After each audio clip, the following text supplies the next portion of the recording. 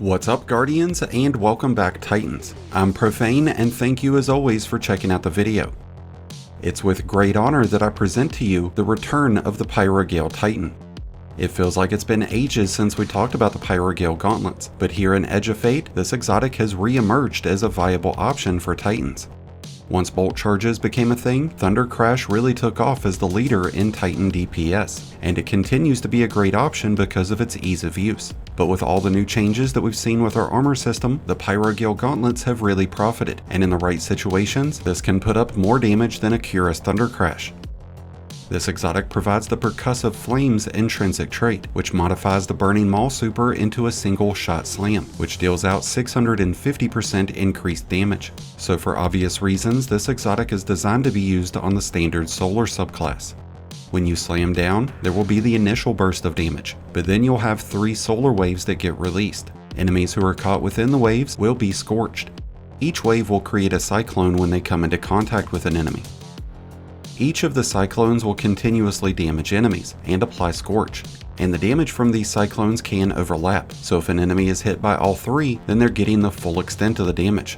And since the cyclones will continuously apply Scorch, we're going to have constant ignitions getting triggered, and that's going to make a big difference when it comes to our overall damage potential. A secondary benefit of running this exotic is that when using Consecration, you'll create a cyclone that's similar to the ones created from our super. The Consecration cyclones won't provide a whole lot of advantages, but they do add in a bit of extra damage. It would be nice if this gave us extra melee charges, so that we could perform even more consecrations. Even a bonus to melee regeneration would be beneficial, so that this secondary benefit would have more of an impact. But the main reason for using the Pyrogale is for the massive bonus in super damage. And with how we have our build set up, we're going to give ourselves tons of bonus damage, tons of extra survivability, and a shitload of extra ability energy, allowing us to have our super back incredibly fast, which means we'll be able to use it for more than just boss damage. We are pairing Burning Maul with the Roaring Flames and Consecration aspects.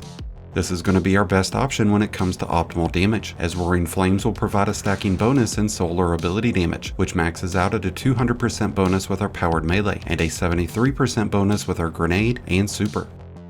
This is a 20-second buff, which means we would have enough time to carry that bonus into most damage phases, giving our Consecration and our Burning Maul a huge advantage. When Roaring Flames is active, our unpowered melees will apply Scorch, and for all intensive purposes, they will count as a powered melee. Sol Invictus would be incredibly useful towards our overall survivability, and it would provide us with a great source of bonus grenade, melee, and class energy, so if we do find ourselves in more challenging activities, we might want to consider using this in place of Consecration. We'd still have the bonus damage provided to bonk hammers and shoulder charges. We would just be losing out on some of our ad clearing potency, but we really can't afford to pass up on that 73% bonus super damage. When it comes to fragments, we've got a lot of options, and depending on what our aspect orientation is, we will have either 4 or 5 fragments to work with. We could make use of Emperor of Torches to give our weapons a 20% bonus in damage.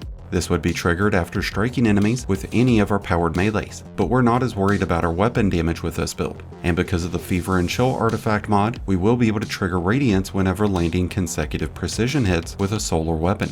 And when it comes to most any damage phase against a raid or dungeon boss, you're going to have Warlocks popping Well of Radiance, which means we don't really need Ember of Torches at all.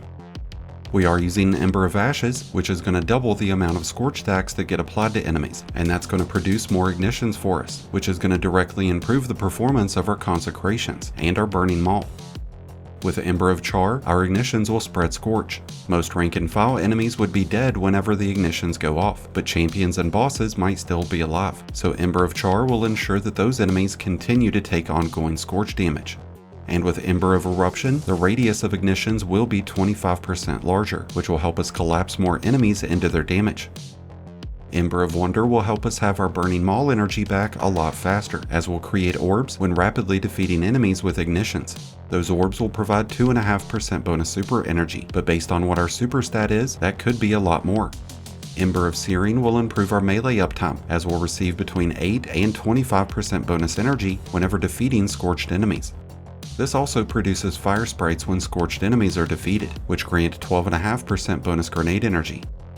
With the majority of our focus getting divided between our super and our melee, it's going to be super and melee that we want to invest the most character stats towards, which means you'll need to be on the lookout for Paragon armor.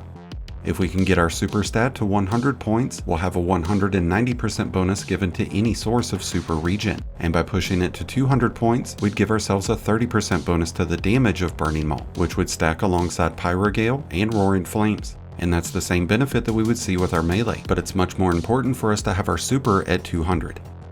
If you are coming in short with either of these stats, you might want to consider running super or melee font mods, which would provide bonus stats when armor charges are active, and we'll have an easy time maintaining stacks of armor charges since we have Ember of Wonder, but we could also use mods like Heavy Handed, Siphon, and Reaper.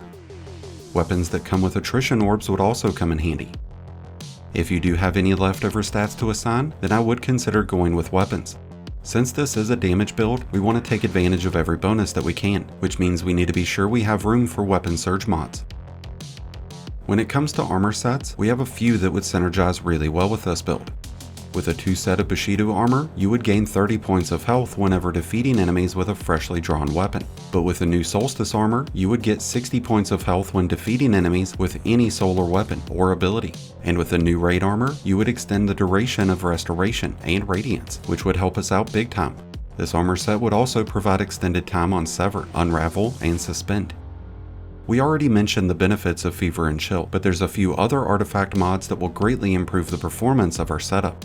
Elemental Overdrive will provide a 10% bonus in solar weapon damage after collecting fire sprites, and remember that we'll create fire sprites when defeating scorched enemies. And with Elemental Coalescence, we will create additional fire sprites whenever we rapidly defeat enemies. By equipping the Carterized Darkness mod, we will deal 30% bonus solar damage whenever it's used against severed, unraveled, suspended, slowed, or frozen enemies. This doesn't include bosses, but this will work against everything else. So if we could apply those debuffs with the use of a strand or stasis weapon, we'd be giving all of our abilities a massive bonus.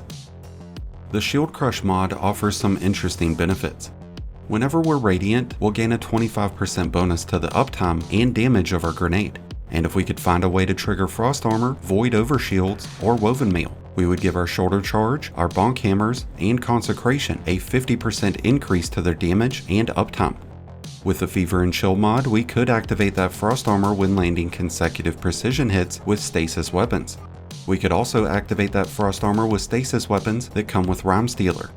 Void weapons with destabilizing rounds and Repulsor Brace would give us a Void Overshield, but we could reap the benefits of both Shield Crush and Carterized Darkness by using an exotic like the Navigator, which would sever enemies while providing us with Woven Mail. There's also Salvation's Grip, which is a stasis grenade launcher that would lay down a field of stasis crystals, freezing enemies and giving us Frost Armor in the process. Otherwise, we would find a lot of success out of using solar exotics like the Dragon's Breath, Finality's Augur, or Sunshot. When it comes to optimal damage, the most compelling exotic right now is the Outbreak Perfected. This helps us rebuild our super really fast, and it's going to result in us having 2 to even 3 Burning Mauls in a single damage phase. When it comes to legendary weapons, we would love to have solar weapons that offer Burning Ambition. Incandescent is great against rank and file enemies, but the benefit in Burning Ambition is that we can apply Scorch onto high value targets with sustained damage, which is going to play right into our use of Ember of Char and Ember of Ashes to be able to help us trigger even more ignitions. Area denial grenade launchers would work out great for us to be able to add in more sustained damage, but we would really want to see traits like Demolitionist, Envious Arsenal, or auto reloading. That way we don't get stuck having to reload these during damage phases. We mentioned the benefits of attrition orbs, but we could also make use of utility traits like Demolitionist, Pugilist, Grave Robber, and Thresh, so be sure to keep an eye out for these when you're equipping your legendary weapons. And with that, we have come to an end of today's video on an extraordinary Titan build featuring the Pyrogale Gauntlets, a build that will see you one-shotting damn near anything in this game. A great build for damage, and a great build for ad clear, so if you haven't checked out the Pyrogale Gauntlets here in Edge of Fate, it's about damn time you do so. And if you need help putting together today's build, be sure to check out my Mobalytics and dim links which are down below. Thank you as always for checking out the video. If you enjoyed and found it helpful, then be sure to hit that like button below, along with the subscribe button if you're new. Both are greatly appreciated, and both really do help support the channel, and so does being a member. So a big shout out and thank you to all of our channel members. And until next time, Guardians, this has been Profane, wishing you all some happy hunting.